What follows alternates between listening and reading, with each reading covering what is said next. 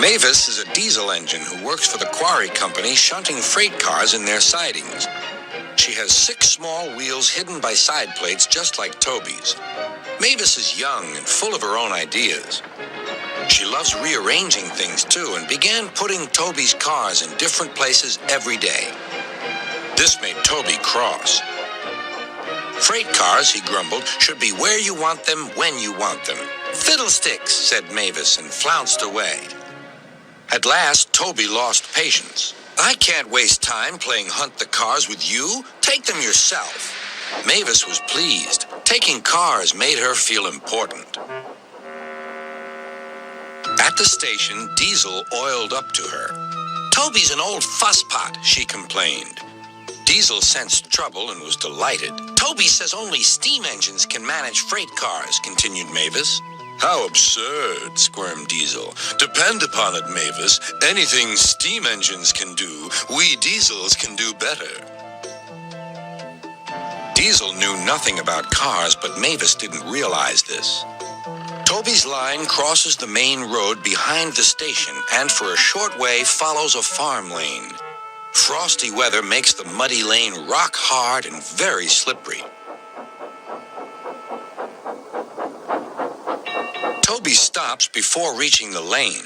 His fireman halts the traffic at the crossing, and then he sets off again.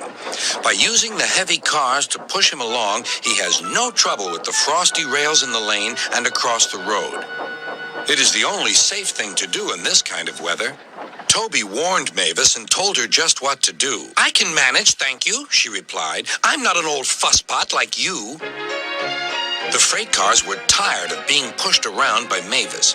It's slippery, they whispered. Let's push her around instead. On, they yelled. Mavis took no notice. Instead, she brought the cars carefully down the lane and stopped at the level crossing. All traffic halted.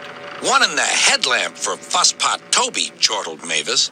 But Mavis had stopped in the wrong place. Instead of taking Toby's advice, she had given the cars the chance they wanted. Hold back, they cried. Grrr up, ordered Mavis. The cars just laughed and her wheels spun helplessly.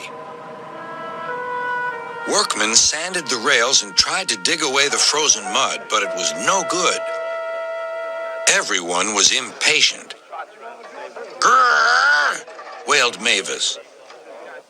Toby was in the yard when he heard the news. I warned her, he fumed. She's young yet, soothed his driver, and she can manage her cars herself, interrupted Toby. They're your cars, really, his driver replied. Mavis is supposed to stay at the quarry. If Sir Topham Hatt finds out...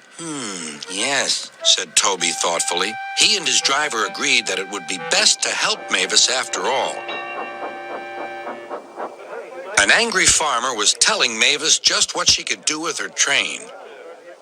Having trouble, Mavis? Chortled Toby. I am surprised. Gosh, said Mavis.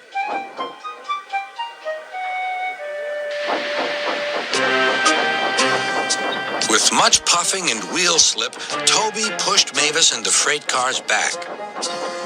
The hard work made his fire burn fiercely, and his firemen spread hot cinders to melt the frozen mud.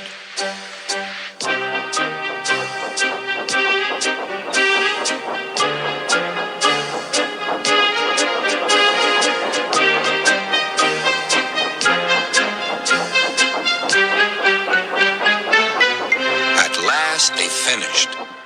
Goodbye, called Toby. You'll manage now, I expect. Mavis didn't answer. She took the cars to the sheds and scuttled home to the quarry as quickly as she could.